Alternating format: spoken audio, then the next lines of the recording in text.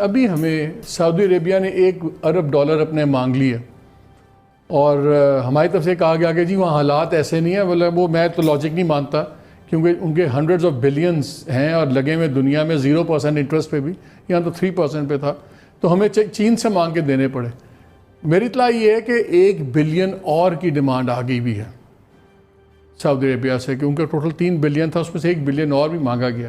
پہلے تو یہ بتائیں کہ اگر انہوں نے 3 بلین اپنے مانگ لیے ڈالر, تو کیا اس سے کوئی بہت بڑا ہمارے پہ کوئی فرق پڑتا ہے, امپیکٹ پڑتا ہے ہماری فائنینشیل پلاننگ پہ؟ بات یہ ہے کہ ہمیں شکریہ ادا کرنا چاہیے سعودی عربیہ کا. جب ہمارے پرائم منسٹر صاحب نے اپنی مہم چلائی کہ پیسے ریز کریں, تو سب سے زیادہ سپورٹ جو ہمیں اس وقت دیا گیا, آپ کو یاد ہوگا 2019 میں تقریباً $3 ارب تو انہوں نے ڈپازٹ کے طور پہ رکھے.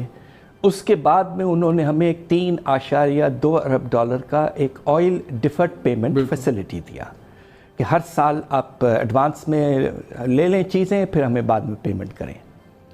اب پوزیشن یہ ہے کہ انہوں نے اگرچہ یہ ڈپازٹ سے 1 ارب تو لے لیا ہے واپس, اگر 1 اور ارب مانگ رہے ہیں, دوسری طرف ہمیں ہر سال وہ آئل ڈیفرڈ فیسلٹی کی پیمنٹ کرنی ہے, وہ تقریباً $800 ملین ہے. ماضی میں تو وہ لیتے نہیں تھے, کہہ دیتے تھے لیکن مانگتے بھی نہیں تھے ہمارے زمانے میں. نہیں لیتے, ہم ہی لائے تھے.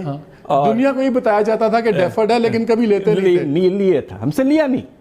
میں آج کہنا چاہتا ہوں کہ بم پھٹنے کے بعد میں 2-3 ملکوں نے جو ہمارا ساتھ دیا تھا, اس میں سعودی عربیہ, کویت, چائنا.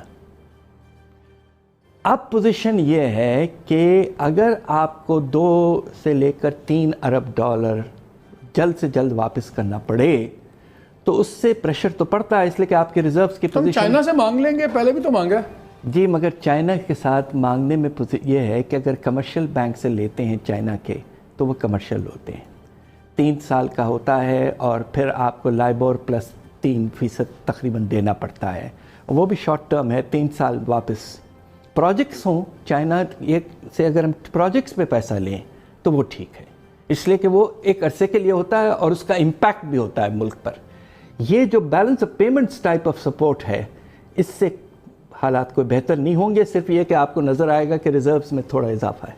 ایگریکلچر کو کیوں اگنور کیا جا رہا ہے؟ اس لیے کہ کیا پالیسی میکر سارے وہ ہمارے اربن بیٹھے ہوئے ہیں اور بزنس مین گرو بڑے بیٹھے ہوئے ہیں, اور ایگریکلچر اگنور ہو رہا ہے؟ اور ابھی آپ تقریباً 2.5-3 بلین کی امپورٹ کریں گے جی. اور یہ بھی سوچئے آپ سر $48 کروڑ کا تو آپ آٹا بھی امپورٹ کریں گے, امپورٹ کرنے والے, شرم کی بات ہے. ویٹ امپورٹ کریں گے. ہم یاد ہے کہ 1999 میں جب ہم حکومت میں تھے, ہم نے پہلی دفعہ ویٹ سیلف سفیشنسی حاصل کی تھی.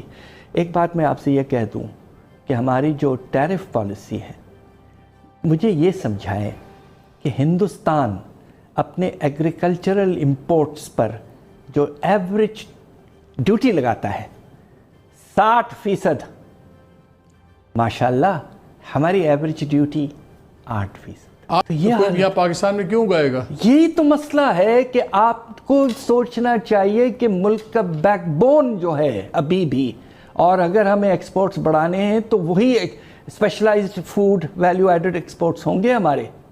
ہم آئی ٹی میں تو کمپیٹ نہیں کر سکتے. پرائم منسٹر باتیں کرتے ہیں, پرائم منسٹر نے مجھے یاد ہے ایک اسپیچ میں کہا کہ ہم نے چائنا سے ہی بات کی ہے, ہم ان کی ٹیکنالوجیز لائیں گے, چائنا ہمارا, اس کو ہم فزیکلی ہم چائنا کو ہی بہت ایکسپورٹ کر سکتے ہیں, agricultural exports and all that, لیکن ان کی باتیں پالیسی میں ٹرانسلیٹ نہیں ہو پا رہی. دیکھیے بات یہ ہے کہ یہ پاکستان میں ود آل ڈیو ریسپیکٹس کچھ عرصے سے, خاص طور پر پچھلے 2 سال, امپلیمنٹیشن میں کمی رہی ہے.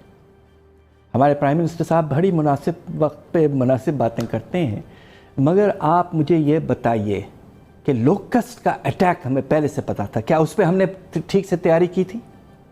تقریباً اندازہ یہ ہے کہ 300 سے 400 ارب کا نقصان کم از کم اس کی وجہ سے ہوگا. یہ کوئی چھوٹا اماؤنٹ ہے؟ تو بات یہ ہے کہ آپ میں جو گورننس کی بات ہے, be prepared for crisis and manage them quickly. ایک بندے نے میری دونوں بازو کاٹنے تھے, چلے ایک کاٹا ہے, مہربانی, میں بڑی اچھی حالت میں تو نہیں ہوں. مگر اب یہ سوچنا ہے کہ کیا واقعی اگر دنیا میں حالات اتنے خراب رہتے ہیں تو کیا ہم اس سے امیون رہیں گے؟ لیکن دنیا کا مجھے ایک اور بتائیے, میں انفلیشن فگرز دیکھ رہا تھا, دنیا میں کووڈ کے دوران महंगाई बढ़ी नहीं है, नहीं बढ़ी। हमारे यहाँ बढ़ी है। उसकी वजह यह है कि हमारे यहाँ सप्लाई के फैक्टर्स आ जाते हैं। जब आप फेलियर भी है, कोई मैकेनिज्म नहीं है अगर आपके चीनी और आटे में होर्डिंग हो जाती है, फर्ज कीजिए, तो इसका कोविड से क्या ताल्लुक है? तो ये आपका गवर्नेंस का मसला है, प्राइस रेगुलेशन का मसला है। दुनिया भर में तो मार्केट्स ठीक से ऑपरेट करते हैं, वहाँ इस तरह की बदमाशी नहीं होती है। तो ये जो इजाफा हुआ है, ऐसा नहीं होना चाहिए था। खाने पीने की चीज़ों में 3 चीज़ों को अगर आप देख लें, आपने टमाटर का जिक्र किया, बिल्कुल ठीक जिक्र किया, दूसरा चीनी और तीसरा आटा। प्याज सर 51%, दालें 45-50%। Absolutely। आम आदमी ने ही खाना और क्या खाना है? बिल्कुल। अब प्याज टमाटर भी नहीं खाएगा। अब तो वेजिटेबल घी भी आपका 25, रोटी आपकी 15 रुपए टाप गई है, नान आपका टाप तो गया। ये असल चीज़ है। देखिए, एक तरफ तो आपके रोजगारी ना होने की वजह से लोग परेशान थे, अब कीमतों में इजाफा होने की वजह से 2 गुना उन पर प्रेशर पड़ रहा है। तो क्या इस वक्त गवर्नमेंट क्या होना चाहिए जिस वक्त नहीं हो रहा? देखिए, गवर्नमेंट को अपने बजट में एक नुमाया वेल डिफाइंड स्टिमुलस पैकेज लाना चाहिए था। खास तौर पे कंस्ट्रक्शन प्रोजेक्ट्स ले आए, छोटे छोटे प्रोजेक्ट्स, रास्ते बनाने के, सड़कों के सफाई के, एजुकेशन की कैंपेन की। मुझे याद है एक बारी ये one of the previous government, शायद Nawaz Sharif government if I am not wrong, इन्होंने पूरी नहरों की लाइनिंग और भल सफाई शुरू की थी। एग्जैक्टली, फायदा भी था और ये भी हो गया। बिल्कुल, बहुत उसमें लेबर एब्जॉर्प्शन होती और फायदा भी होता।